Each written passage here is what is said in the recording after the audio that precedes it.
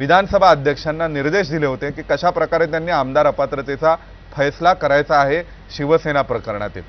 हा फैसला करत असताना विधानसभा अध्यक्ष राहुल नार्वेकरांनी कोणकोणत्या बाबी विचारात घ्यायच्या आहेत, तर त्यामध्ये तेव्हा म्हटलं होतं सर्वोच्च न्यायालयाने की इलेक्शन कमिशन स्वतंत्रपणे निर्णय करू शकेल, परंतु विधानसभा अध्यक्षांनी पार्टी संविधानानुसार पक्षाच्या घटनेनुसार कुणाकडे राजकीय पक्ष आहे याविषयीचा निर्णय करावा आणि मग त्या राजकीय पक्षाने नेमलेल्या व्हीपला मान्यता देऊन आमदार पात्रता अपात्रतेविषयीचा निर्णय करावा।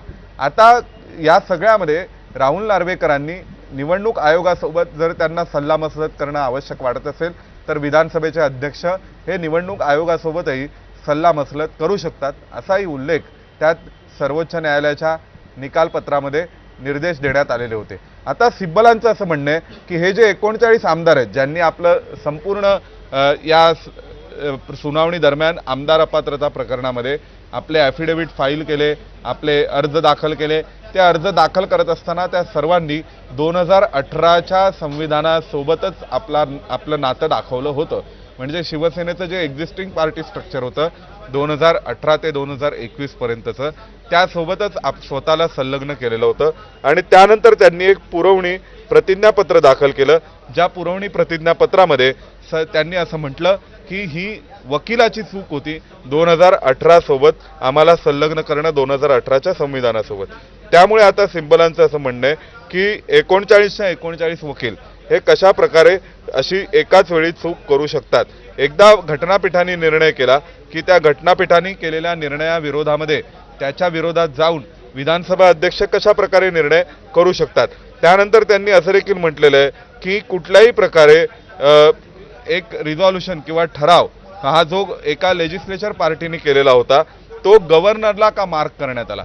आपल्याला सर्वांना आठवतंय की या संपूर्ण प्रकरणामध्ये जो एकनाथ शिंदेंनी त्यांच्या नेतृत्वातील आमदारांनी एक निर्णय केला होता एकनाथ शिंदेंना विधिमंडळ पक्षाचा नेता म्हणून नेमण्याचा, आणि हा निर्णय राज्यपालांना कळवण्यात आला होता। त्यावर कपिल सिब्बल म्हणतात की एका विधिमंडळ पक्षाने गेलेला ठराव हा राज्यपालांना का कळवण्यात आला, तो विधानसभा अध्यक्षांशी त्या विधिमंडळ पक्षाचा कम्युनिकेशन किंवा संपर्क समन्वय असतो, त्यामुळे यामध्ये अचानक राज्यपालांना यांनी हा ठराव का दिला होता। त्यानंतर मग त्यांनी हे देखील म्हटलेलं आहे की हे सगळे आमदार एकत्र सुरतला गेले, हे एकत्र सुरतला गेल्यानंतर 30 तारखेला त्यांनी सरकार स्थापन केलं, त्यानंतर मग त्यांनी ह्या सगळ्या बाबतीमध्ये कुठल्याही प्रकारचा अशा स्वरूपाचा पुरावा देण्याची आवश्यकता नाहीये। त्यांचं म्हणणं आहे की जी वस्तुस्थिती होती त्यावेळेसच्या परिस्थितीची ती पाहिली पाहिजे, जे त्या तत्कालीन परिस्थितीचं वास्तव आहे ते विचारात घेतलं पाहिजे आणि त्यांनी सर्वांनी या विरोधातल्या म्हणजे एकनाथ शिंदेंसोबत गेलेल्या सर्व आमदारांनी एकत्रितपणे राहुल नार्वेकरांना विधानसभा अध्यक्ष म्हणून नेमलं, त्यांना विधानसभा अध्यक्षपदाच्या निवडणुकीमध्ये त्यांच्या बाजूने मतदान केलं आणि त्यानंतर मग त्यांनी असंही म्हटलेलं आहे की जर अशा प्रकारे ज्यांनी विधानसभा अध्यक्षांना नेमलं त्याच विधानसभा अध्यक्षांपुढे पुन्हा एकदा या संपूर्ण प्रकरणाची सुनावणी आमदार अपात्रतेविषयीची दिली गेली। त्यानंतर मग पुन्हा त्यांचं म्हणणं आहे की सुनील प्रभू यांनी या सर्वांना एक पक्ष बैठकीला उपस्थित राहण्याचे निर्देश दिले होते, परंतु ते सगळेच जण त्यांनी असं म्हटलं की तुमच्याकडे याबाबतचे अधिकार नाहीत, अशा प्रकारे विधिमंडळ पक्षाची बैठक बोलवण्याचे अधिकार हे सुनील प्रभूंकडे नाहीत, असा रिप्लाय त्यावेळी या सर्व आमदारांनी दिलेला होता। त्यामुळे आता सध्या कपिल सिब्बलांचं म्हणणं आहे की त्यावेळेसच्या या सर्व आधारांवर काही गोष्टी कळत आहेत, त्या म्हणजे अनुसूची 10 जी आहे त्या अनुसूची 10 मध्ये कोणकोणत्या आधारावर एखादा आमदार किंवा खासदार अपात्र ठरू शकतो याविषयीचा उल्लेख आहे। तर या 10व्या अनुसूचीमध्ये असं लिहिलेलं आहे की जर पक्षाच्या निर्देशांविरोधामध्ये जाऊन जो व्हीप इश्यू केला असेल त्या विरोधात जाऊन एखाद्या आमदाराने आणि खासदारांनी जर मतदान केलं तर तो आमदार खासदार म्हणून अपात्र ठरतो। जर व्हॉलंटरीली गिव्हिंग अप ऑफ मेंबरशिप म्हणजे स्वेच्छेने पक्षाच्या प्राथमिक सदस्यत्वाचा राजीनामा दिला तरी देखील संबंधित आमदार खासदार 10व्या अनुसूचीप्रमाणे अपात्र ठरतो, असे उल्लेख हे 10व्या अनुसूचीमध्ये करण्यात आलेले आहेत भारतीय संविधानाच्या जो पक्षांतर बंदीचा कायदा आहे. कपिल सिब्बलांचं म्हणणं आहे की 10व्या अनुसूचीतील व्हॉलंटरीली गिव्हिंग अप ऑफ मेंबरशिप म्हणजे पक्षाच्या प्राथमिक सदस्यत्वाचा राजीनामा हा प्रत्यक्ष मी राजीनामा देतो असं न लिहिता त्याच्या कृतींमधूनही दिला जाऊ शकतो, ॲक्शन्समधून दिला जाऊ शकतो. जे मूळ आपल्याला आठवते अरुण गुजरातींनी विधानसभा अध्यक्ष असताना विलासराव देशमुखांचं सरकार वाचवण्यासाठी 6 आमदारांना अपात्र केलं होतं आणि त्यांनी सरकारचा पाठिंबा काढून घेतला.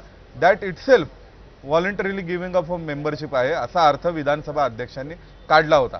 तर तशा दृष्टीने त्या लॉजिकनी सध्या कपिल सिब्बल सुप्रीम कोर्टाला सांगण्याचा प्रयत्न करत आहेत की या सर्व ॲक्शन्स ज्या एकनाथ शिंदे आणि त्यांच्यासोबत असलेल्या आमदारांनी घेतल्या त्यामुळे त्यांनी प्राथमिक पक्ष सदस्यत्वाचा राजीनामा दिला हे गृहीत धरलं पाहिजे असं सध्या कपिल सिब्बलांचं म्हणणं आहे. परंतु एकनाथ शिंदेंनी काय म्हटलं होतं, ते एकनाथ शिंदेंनी म्हटलं की आम्ही पक्ष आहोत, आम्ही कोणताही पक्ष सोडून जात नाहीये, आम्ही शिवसेनेला सोडून जात नाहीये, आम्ही शिवसेना आहोत आणि आपण सगळे म्हणजे त्यांच्यासोबत असलेले आम्ही सगळे आमदार हे एकत्रितपणे शिवसेना आहोत आणि शिवसेना आमच्या सोबत आहे असंच एकनाथ शिंदेंनी शेवटपर्यंत म्हटलं.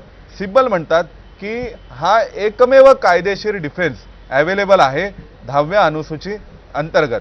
आता एका अर्थाने सिब्बलांनी एकनाथ शिंदेंनी जी कृती केली होती ती कशा प्रकारे कायदेशीर सर्व बाबी तपासून केलेली होती हे देखील इनडायरेक्टली सांगितलंय. कारण अनुसूची 10 अंतर्गत तुम्हाला वेगळा गट फोडून स्वतंत्र राहता येत नाही.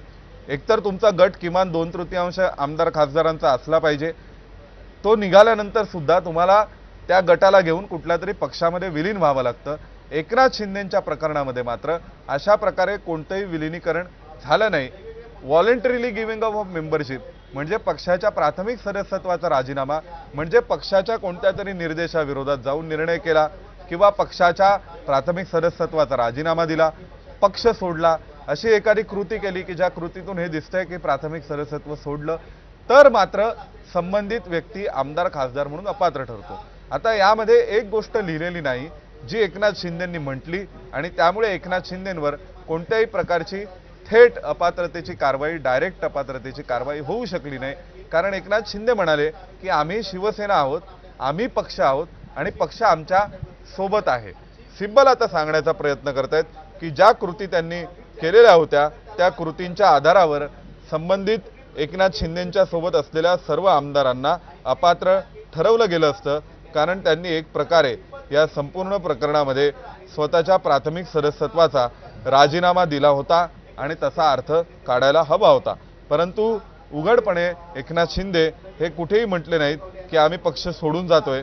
परंतु सिब्बलांचं म्हणणं असं आहे की त्यांनी असा अर्थ काढायला हवा होता जे आपल्याला आठवतं की 2001-2 दरम्यान आपल्या महाराष्ट्रामध्ये